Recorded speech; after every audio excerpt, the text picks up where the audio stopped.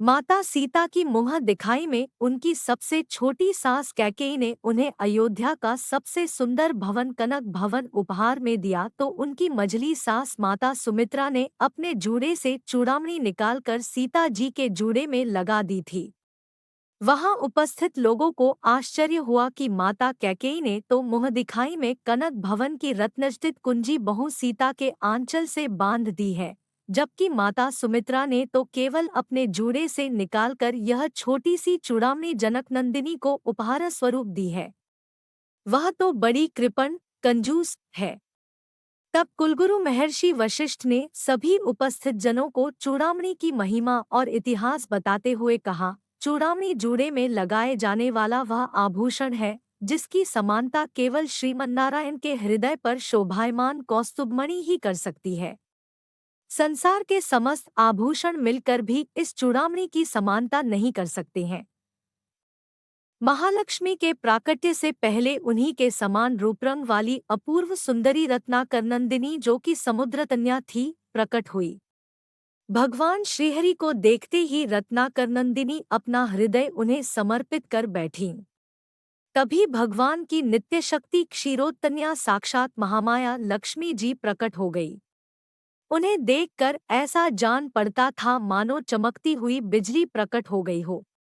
उन्होंने अपने हाथों में सुशोभित सफेद, नीले, पीले, लाल और करबूरी इन 5 रंगों की कमलमाला समस्त गुणों के आश्रय व निरपेक्ष भगवान नारायण को पहना दी और चुपचाप उनके अनुग्रह की प्रतीक्षा करती हुई उनके निकट स्थित हो गई।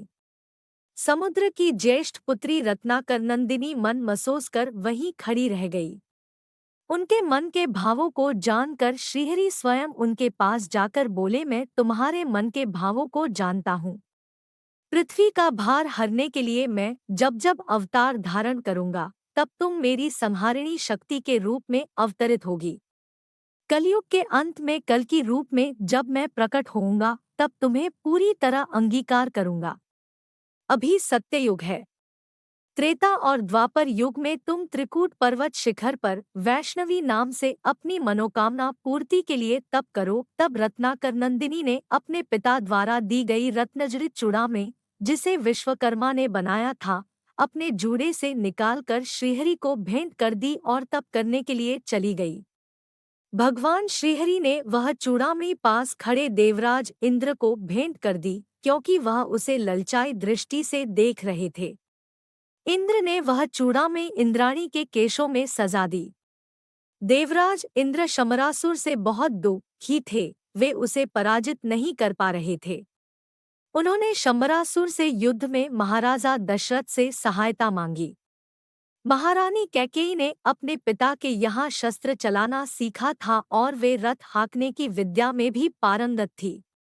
उनकी सहायता से महाराज दशरथ ने शंबरासुर को परास्त कर दिया। देवराज इंद्र के आमंत्रण पर वे महारानी कैकेयी के साथ सदैव देवलोक गए। इस अवसर पर इंद्र ने महाराज दशरथ को स्वर्गलोक की मंदाकिनी के राजहंसों के 4 पंख भेंट किए और इंद्राणी ने चूड़ामणि महारानी कैकेयी को भेंट में देते हुए कहा, जिस स्त्री के केशों में यह दिव्य चूड़ामणि रहेगी उसका सौभाग्य अखंड रहेगा। उसके पति के राज्य में अकाल और अतिवृष्टि जैसी आपदाएं नहीं आएंगी और कोई शत्रु उन्हें पराजित नहीं कर सकेगा। महारानी कैकेयी ने अयोध्या आकर वह चूड़ामणि यह सोचकर सुमित्रा जी को दे दी कि मुझे तो महाराज दशरथ और प्रजा का प्यार वैसे ही सबसे ज्यादा मिल रहा है। मझली रानी सुमित्रा रात दिन परिवार की सुख सुविधा में लगी रहती है। हमारा सौभाग्य सुहाग भी एक ही है, इसकी असली हकदार तो सुमित्रा ही है। प्रभु श्रीराम के विवाह के बाद मां जानकी की मोह दिखाई की रस्म शुरू हुई।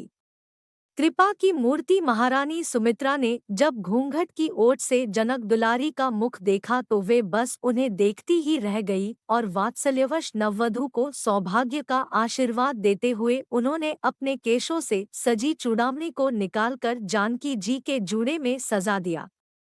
वनवास के लिए जाते समय सीता जी ने काशाय गेरुआ साड़ी तो धारण कर ली, परंतु कुलगुरु वशिष्ठ और उनकी पत्नी अरुंधति के कहने पर आभूषणों का त्याग नहीं किया।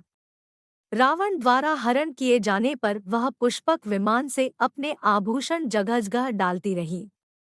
लंका पहुंचने तक केवल चूड़ामणि ही उनके पास शेष रही थी।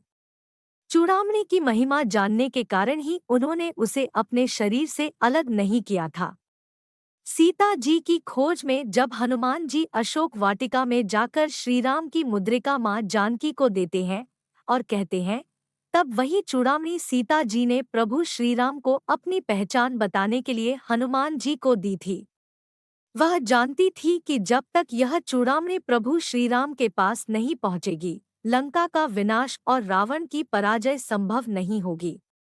दोस्तों, वीडियो कैसी लगी कमेंट में ज़रूर बताएं। साथ ही वीडियो को लाइक शेयर ज़रूर करें। अगर चैनल पर नए हो तो चैनल को सब्सक्राइब ज़रूर करें।